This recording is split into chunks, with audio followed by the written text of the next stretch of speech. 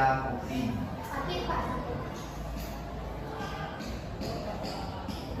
Ansor. Ansor ada sakit. Oke, kita lanjut pelajaran untuk hari ini. Sebelumnya Bapak mau bertanya dulu mengenai pelajaran sebelumnya. Sebelumnya kita mau pelajari mengenai seni lukis, berbagai macam seni lukis, jenis-jenis seni lukis dan aliran seni lukis. Kan macam-macam sudah banyak. Alirannya salah satunya ada ingat? Surrealisme, terus naturalisme. Fungsinya ada dan mengenai bahan-bahan seni lukis dan alat-alat seni lukis.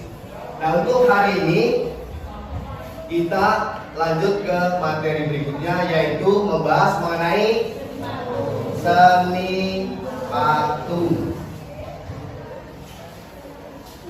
Seni patung sambil dibuka bukunya bisa dilihat, nanti kita cocokkan.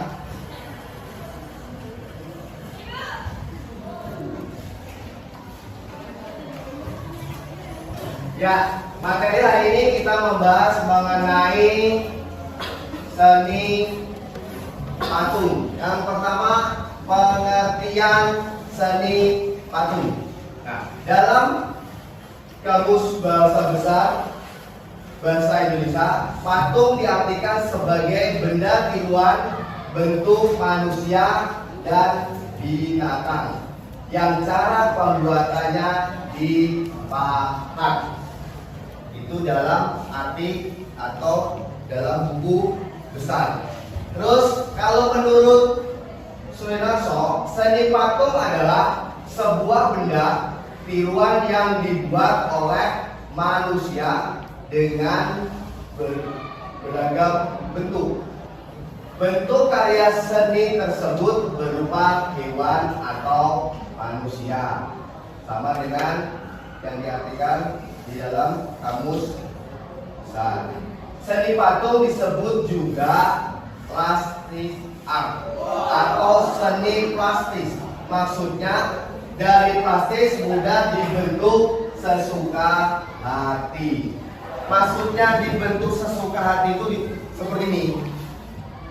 Para pematung membuat patung itu tidak harus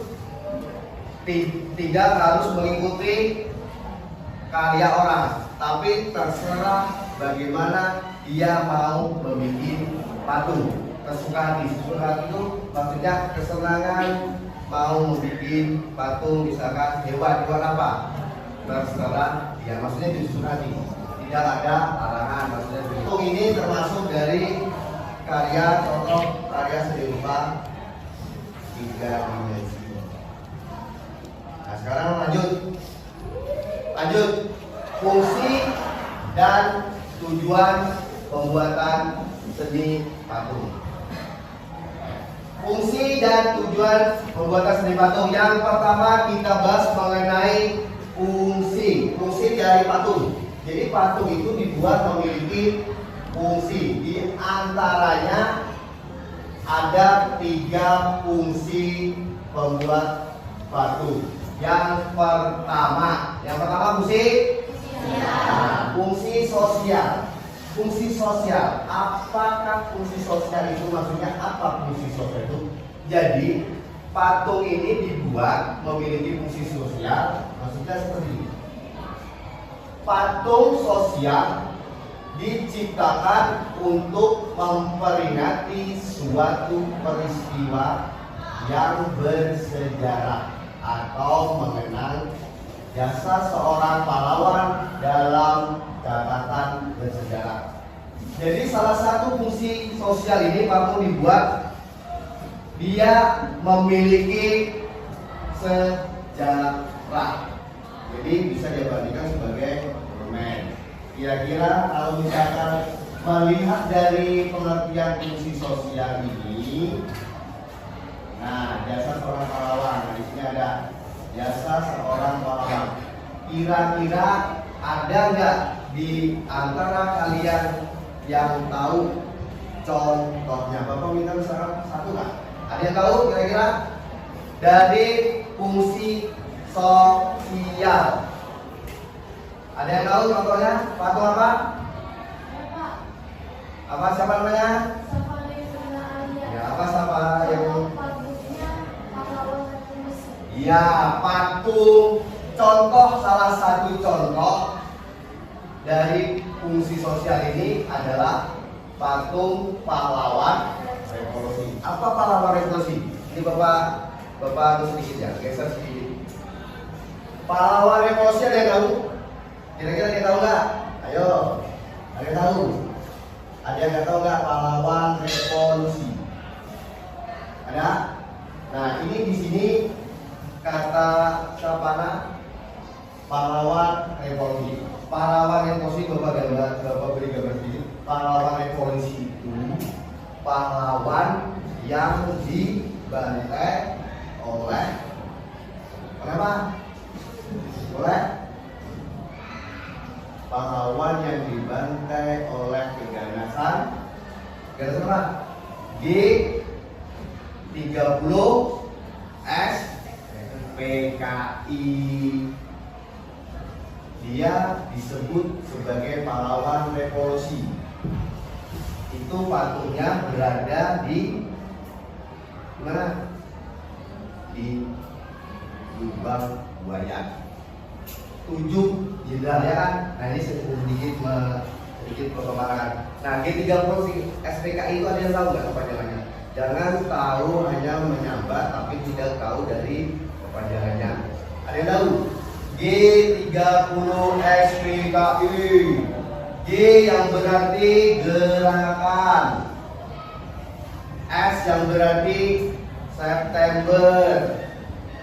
G30 berarti gerakan, 30 itu tanggal, S itu September, PKI berarti pada tanggal itu PKI membantai pahlawan, apa ini membantai para jenderal kita. Nah itu diabadikan di monumen atau di atas Lubang Buaya dari hasil keganasan kerjasama dari G13 KM. Jadi G13 KM itu ada kepanjangannya gerakan 30 September. Ini kan bulan September ya. Nah berarti bentar lagi akhir bulan biasanya kita film ini sebagai memperingati supaya tahu generasi muda bagaimana ke depan untuk membaca pahlawan. Nah kita lanjut sekarang. Yang kedua fungsi personal. Fungsi personal. Yang pertama tadi sosial. Sekarang fungsi personal.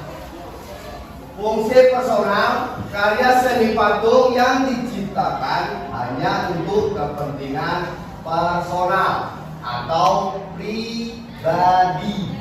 Untuk pribadi. Bentuk ekspresi ungkapan pribadi dan dapat bertujuan religi. Religi berarti kepercayaan ya? Kepercayaan, sarana peribadatan. Patung pada zaman dahulu dibuat untuk kepentingan agama. Nah sekarang untuk kepentingan pribadi personal ini, kira-kira contohnya ada yang bisa menyebutkan? Sekarang dari ya lagi pas. Nah dikasih berubah sekarang. Apa namanya? Patung Buddha. Namanya patung Buddha. Patung Buddha itu dia dibuat untuk orang suatu untuk peribadahan. Ya. Nah sekarang yang ini personal ini contohnya patung Buddha. Ada lagi kira-kira? Selain itu apa yang coba-coba patung? Selain agama, kalau agama Islam kan nggak mungkin Buddha ini. Kalau ini kan untuk kepercayaan. Berarti salah satu selain Buddha, selain agama Islam apa? Agama nyembah atau juga apa? Apa bisanya? Percaya kepada Allah. Patung. Patung. Ya, patung itu. Kalau ini tadi banyak contohnya ya. Ini tadi kan cuma satu kan patung pahlawan revolusi. Bisa juga yang ini patung pahlawan Ibnu Boro. Nah itu boleh. Nah contoh yang ini tadi. Terus bisa juga ini patung Pak Karno karena dia memiliki sejarah.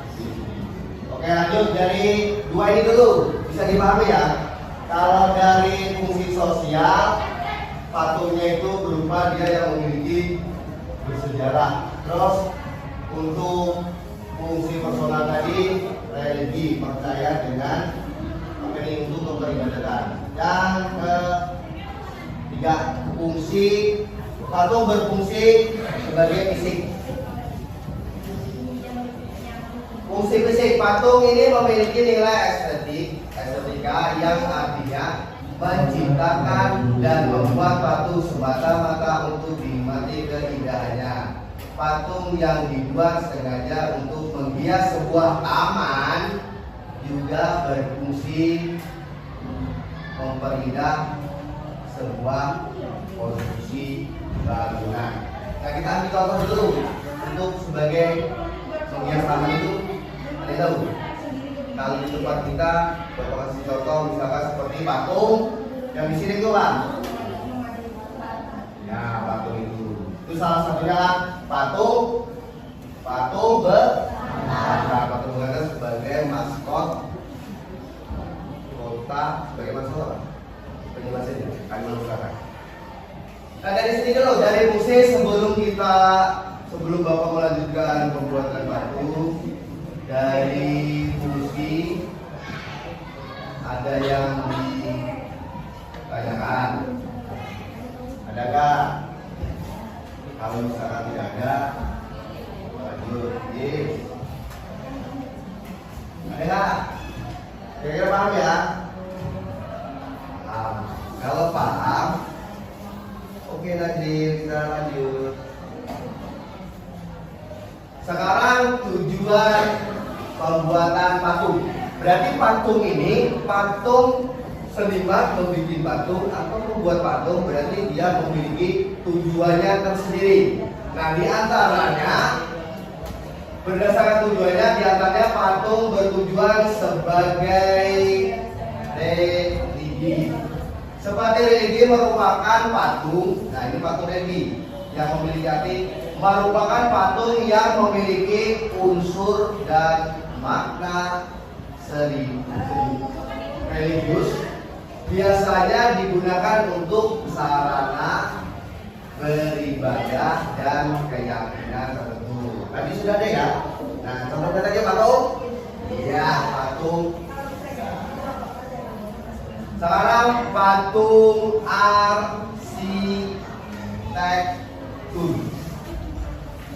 Patung. Ada yang tanya? Kalau tidak ada, gabung 4 sesuaikan yang warnanya. Ambil masing-masing kelompok. Nanti bapak berikan kertas, ambil jatuhkan. Gabung. Mejanya kamu gabung berlima ada.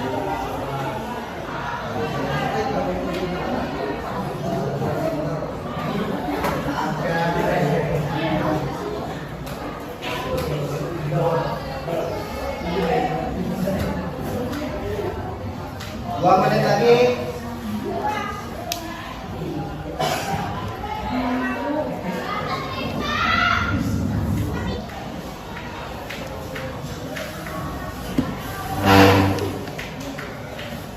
Sini. Sini. Duduk. Nah, duduk sini. Perhatikan.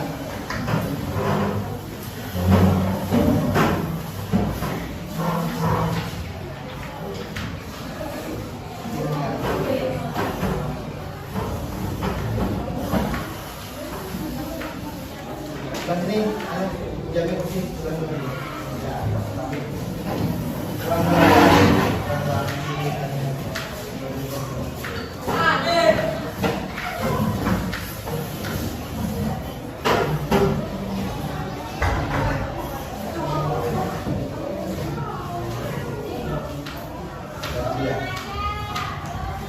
Nah, perhatikan, yang lainnya perhatikan. Dari perwakilan kelompok 1 dia tadi dapat materinya mengenai bahan keras.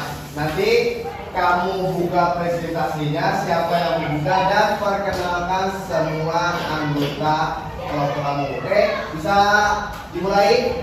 Nah, sekarang yang lainnya simak. Misalkan ada yang mau ditanyakan atau kurang jelas dari kelompok ini, silahkan kalian tanyakan dan nanti dipersilakan untuk kelompoknya untuk menjawab pertanyaan dari temannya. Oke, bisa dimulai ya. Siap, silahkan di mulai.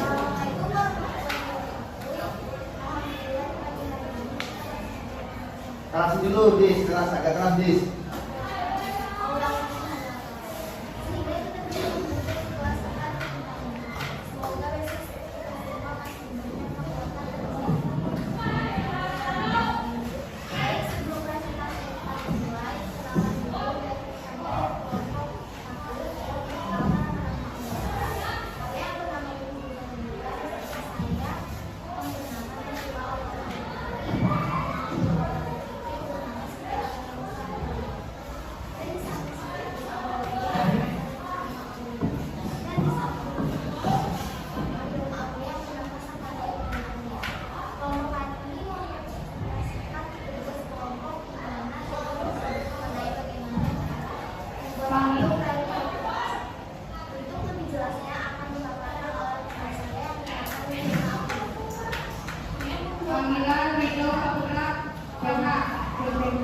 Inilah tolong dikasih suara supaya kedengaran ya. Membuat patung dari bahan keras, saya ambil contohnya dari bahan kayu. Teknik yang digunakan untuk membuat patung dari kayu ini adalah dengan cara pahat secara perlahan hingga membuat suatu objek yang diinginkan.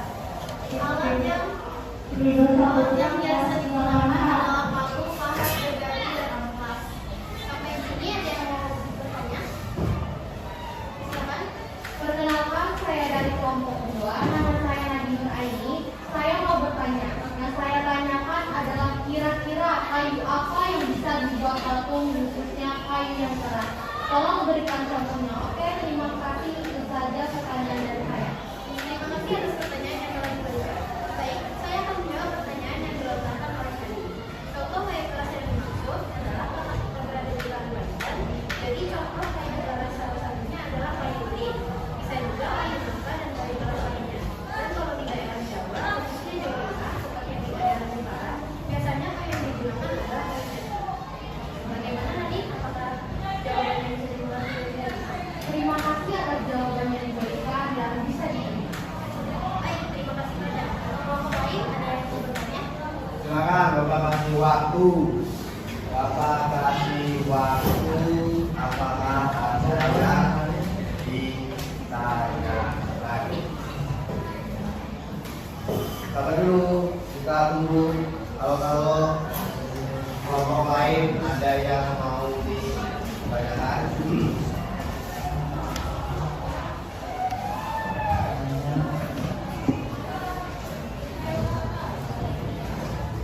Ayo kelompok 3 dan 4 kalau misalkan ada yang mau ditanyakan.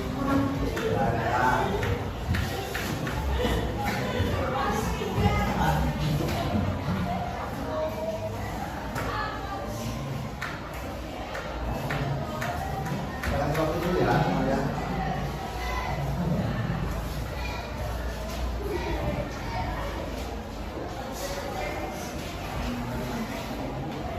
Kelompok 2, apakah ada yang mau ditanyakan?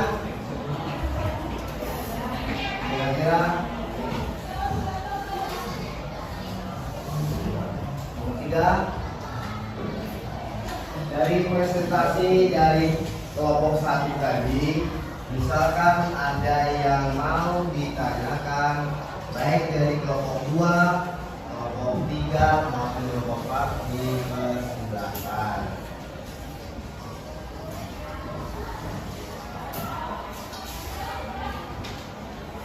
Yuk.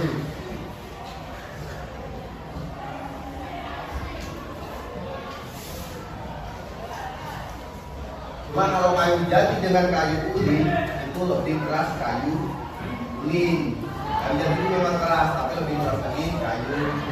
Kalau di daerah Sulawesi itu ada namanya kayu bening. Kayu bening itu keras juga, sama dengan kayu ulin. Nah itu tadi jawaban dari Aurel yang ditanyakan oleh Nadine. Kalau misalkan tadi tidak jelas, Mas Bapak perjelas tadi jawabannya sendiri. Dia mengatakan menggunakan kayu yang diambil biasanya kayu ulin. Ada lagi? Kalau ada lagi yang ditanyakan, ya kan? Kalau tidak ada, Bapak kembalikan ke Aurel. Silakan.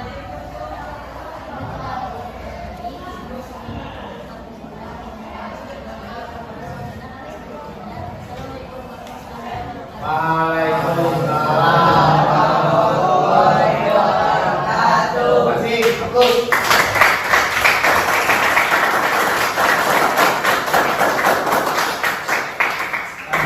Jadi untuk hari ini kelompok satu aja dulu yang mewakili tahu jalannya Universitas tadi atur seperti itu nanti atur seperti kelompok satu maju siapa yang membuka presentasi dan bagi tugas siapa yang menjawab dan siapa yang untuk kembalikan ke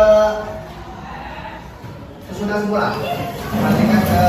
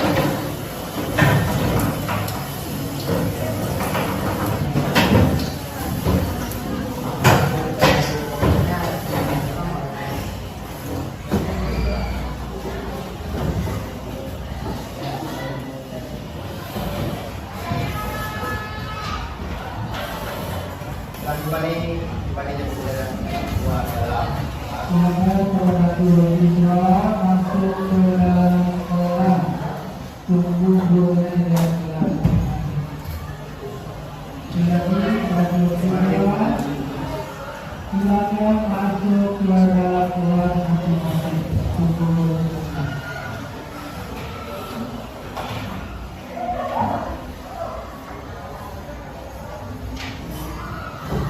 Ya, dari pelajaran hari ini dari tadi mengenai jenis-jenis batu, bentuk-bentuk batu, fungsi-fungsi batu, kira-kira sudah jelas semuanya?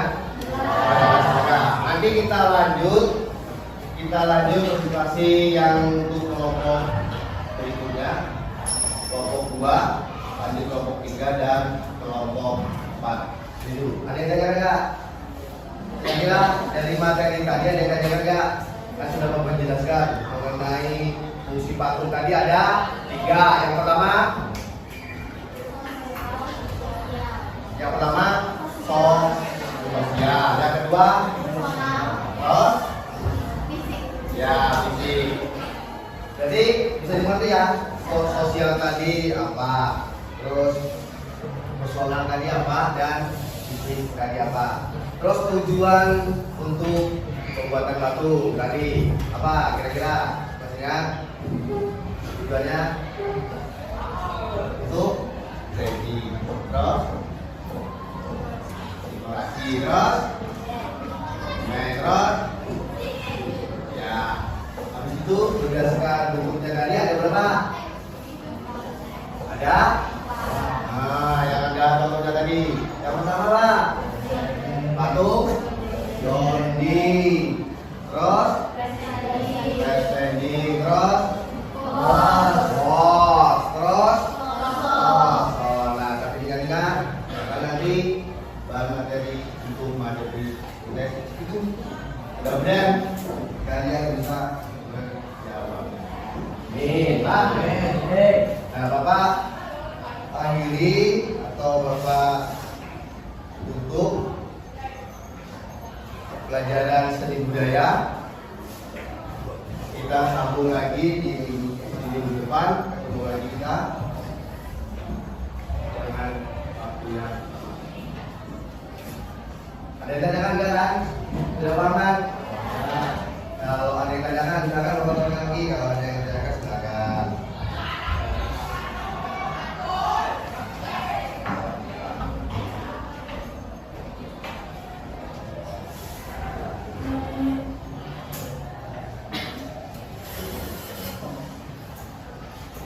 Ambil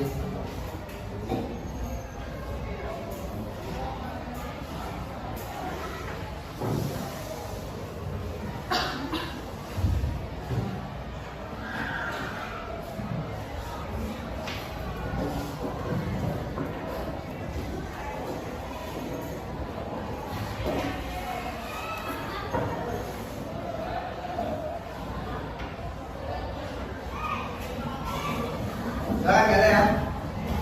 Semua tetap jelas.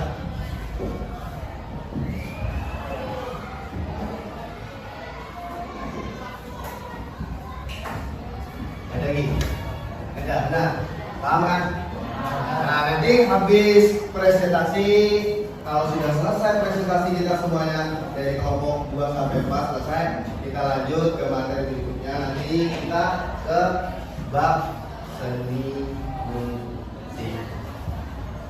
musik ya, tapi kita selesaikan dulu presentasi yang bisa teman kami tiga kelompok supaya Pak, supaya nanti sama-sama mengerti tahu dari pembuatan bahan keras, bahan sedang dan bahan cair. Nah, itu baru kita lanjut ke bab berikutnya, bab musik.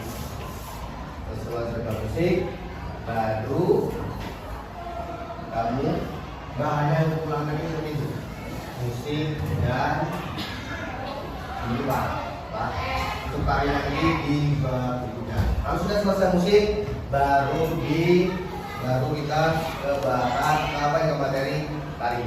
Untuk kalau tidak ada yang ditanyakan,